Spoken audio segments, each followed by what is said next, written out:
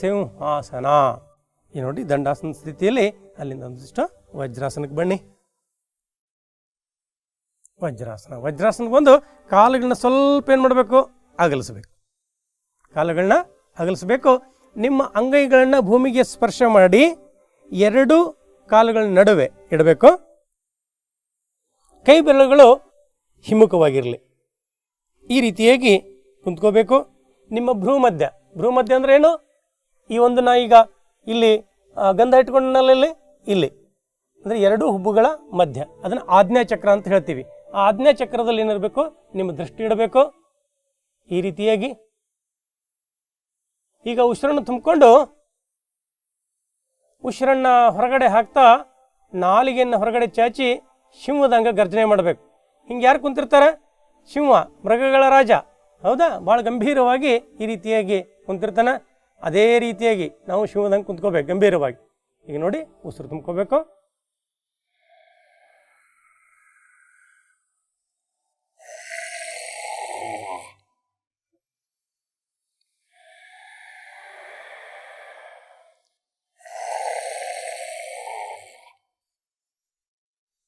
ಈಗ ಏನಾಗಿರ್ತದೆ, ಗಂಟ್ಲ ಶುಷ್ಕ ಆಗಿರ್ತದೆ.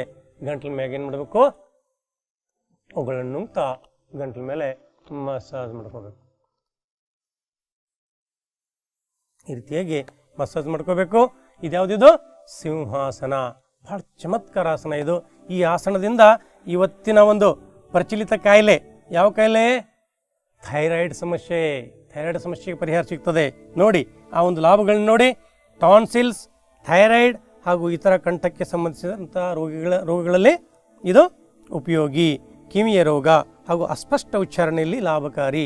ಉಗ್ಗುವ ಮಕ್ಕಳಿಗೆ ಅತ್ಯಂತ ಹಿತಕಾರಿ. ಈಗ ಮಕ್ಕಳು ಉಗ್ಗಿ ಮಾತಾಡ್ತಿರ್ತಾವ. ಏನು ಬಹಳ ಚಮತ್ಕಾರ, ನೀವು ನೋಡ್ತಿರ್ಬೇಕೆಲ್ಲನೂ. ಏನು ಹ ಹ ಹ ಹರೀಶ ಅಂತಿರ್ತಾವ. ಏನು ಮಾತಾಡೋದು ಏನಾಗಿರ್ತದೆ, ಉಗ್ಗಿ ಮಾತಾಡ್ತಿರ್ತಾರ. ಅದಕ್ಕಾಗಿ ನಾವು ಆ ಉಗ್ಗುವ ಸಮಸ್ಯೆಯಿಂದ ಮಕ್ಕಳನ್ನ ದೂರ ಮಾಡಬೇಕಾದ್ರೆ ಏನು, ಈ ಸಿಂಹಾಸನ ಮಾಡಬೇಕು. ಥೈರಾಯ್ಡ್ ಗ್ರಂಥಿ ಸಮಸ್ಯೆ ದೂರ ಆಗ್ತದೆ. ವಿಶೇಷವಾಗಿ ಮಕ್ಕಳು ಇವತ್ತು ಟಾನ್ಸಿಲ್ ಸಮಸ್ಯೆ ಬಹಳ ಸಮಸ್ಯೆ. ಈಗ ENT ಡಾಕ್ಟರ್ ಕಡೆ ನಾವು ಹೋಗಿಬಿಟ್ರೆ ಅವ್ರೇನು ಮಾಡಿಬಿಡ್ತಾರೆ, ಟಾನ್ಸಿಲ್ ಸ್ವಲ್ಪ ಓದಿಬಿಟ್ಟಿದ್ರೆ ಸಾಕು, ಏನು ಅವಶ್ಯ ಇರ್ದಿದ್ರೂ ಒಮ್ಮೊಮ್ಮೆ ಏನು ಮಾಡ್ತಾರೆ, ಆಪರೇಷನ್ ಮಾಡಿ ತೆಗೆದು ಬಿಡ್ತಾರೆ. ಟಾನ್ಸಿಲ್ಸ್ ತೆಗಿಬಾರ್ದು. ಪರಮಾತ್ಮ ನೋಡ್ರಿ, ಯಾವುದೇ ಆರ್ಗನ್ಸನ್ನು ಉಪಯೋಗ ಇಲ್ಲದೆ ಅವತ್ತನ್ನು ಮಾಡಿಲ್ಲ. ಅವು ಹೆಂಗಪ್ಪ ಅಂದರೆ ಅವು ವಾಚಿಂಗ್ ಡಾಗ್ಸ್ ಇದ್ದಂಗೆ, ಎಚ್ಚರಿಕೆ ಕೊಡುವಂಥ ಏನೋ ಮನೆಯಲ್ಲಿ ನಾಯಿಗಳನ್ನ ಸಾಕಿರ್ತಾವಲ್ಲ, ಆ ಥರ ಇದ್ದಂಗೆ ಅವನ್ನ. ಅದಕ್ಕಾಗಿ ನಾವು ಕರಿದ ಹುರಿದ ಪದಾರ್ಥಗಳು, ವಿರುದ್ಧ ಆಹಾರಗಳು ನಾವು ತಿಂದಿದ್ದಾಗ ಅವುಗಳಿಗೆ ಬಾವು ಬರ್ತದೆ. ಅವುಗಳನ್ನ ನಿವಾರಣೆ ಮಾಡ್ಕೊಳ್ಳಿಕ್ಕೆ ಏನು ಮಾಡಬೇಕು, ನಾವು ಪ್ರಕೃತಿದತ್ತ ಆಹಾರಗಳನ್ನ ತಿನ್ನಬೇಕು ಮತ್ತು ಈ ಥರ ಆಸನಗಳನ್ನ ಮಾಡಬೇಕು ಒಂದಿಷ್ಟು. ಆಮೇಲೆ ಉಜ್ಜಾಯಿ ಎನ್ನುವಂಥ ಪ್ರಾಣಾಯಾಮವನ್ನು ಮುಂದಿನ ದಿನಗಳಲ್ಲಿ ನಿಮ್ಗೆ ನಾನು ಹೇಳಿಕೊಡ್ತೀನಿ. ಇಷ್ಟು ಮಾಡಿದ್ದಾದರೆ ಥೈರಾಯ್ಡ್ ಸಂಬಂಧಿ ಕಾಯಿಲೆ ಪೂರ್ಣ ಮುಕ್ತ ಆಗ್ತೀರಿ. ಟಾನ್ಸಿಲ್ ಸಂಬಂಧಿ ಕಾಯಿಲೆಗಳಿಂದ ಮುಕ್ತರಾಗಿಬಿಡ್ತೀರಿ.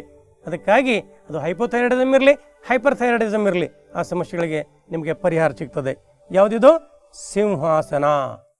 ಈಗ ವಜ್ರಾಸನದಿಂದ ಹೊರಗಡೆ ಬಂದು ಮತ್ತೊಂದಿಷ್ಟು ರಿಲ್ಯಾಕ್ಸ್ ಆಗಿ ಕಾಲುಗಳನ್ನ ಈ ರೀತಿಯಾಗಿ ರಿಲ್ಯಾಕ್ಸ್ ಮಾಡ್ಕೋಬೇಕು.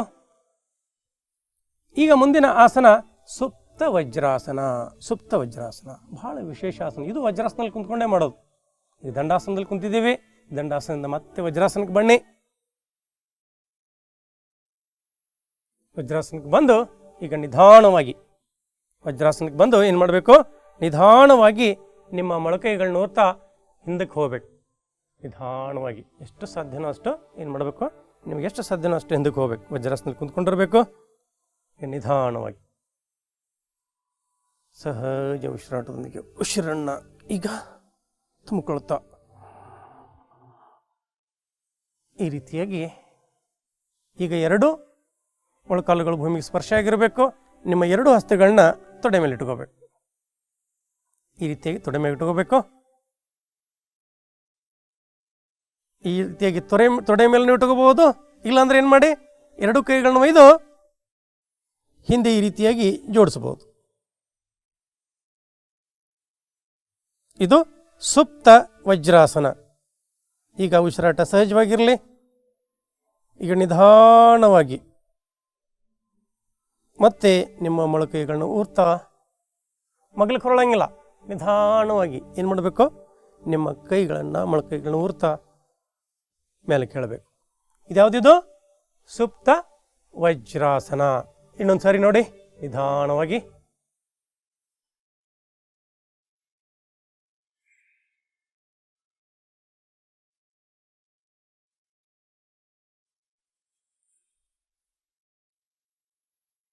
ಸುಪ್ತ ವಜ್ರಾಸನ.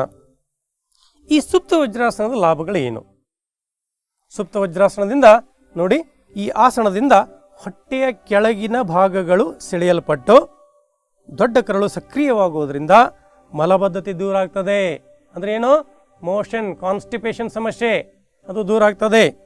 ಮತ್ತು ನಾಭಿಯ ಜಾರುವಿಕೆ ಅಂದರೆ ಭಟ್ಟಿ ಸರಿದು ಅಂತ ಹೇಳ್ತಿರ್ತಾರಲ್ಲ, ಆ ಭಟ್ಟಿ ಸರಿ ಸಮಸ್ಯೆ ಇದರಿಂದ ದೂರ ಆಗ್ತದೆ. ಮೂತ್ರಪಿಂಡಗಳಿಗೆ ಬಹಳ ಲಾಭಪ್ರದವಾದಂಥ ಆಸನ ಇದು. ಯಾವುದು? ಈ ಒಂದು ಸುಪ್ತ ವಜ್ರಾಸನ. ಈಗ ವಜ್ರಾಸನದ ಹೊರಗಡೆ ಬಂದು ದಂಡಾಸನದಲ್ಲಿ ಕುಂತ್ಕೊಳ್ಳಿ. ನಿಧಾನವಾಗಿ ಕಾಲುಗಳನ್ನ ಇದು ರಿಲ್ಯಾಕ್ಸ್ ಮಾಡಿಕೊಂಡು ಎಡಗೈಯನ್ನು ಊರಿ ಮುಂದಕ್ಕೆ ಬರಬೇಕು. ಈಗ ಇನ್ನು ಮುಂದಿನ ಆಸನ, ಕುಂತ್ಕೊಂಡೇ ಮಾಡುವಂಥ ಆಸನಗಳಲ್ಲಿ ಮತ್ತು ಮುಂದಿನ ಆಸನ. ಈಗ ನಾನು ಬಹಳ ಆಸನಗಳದಾವೆ.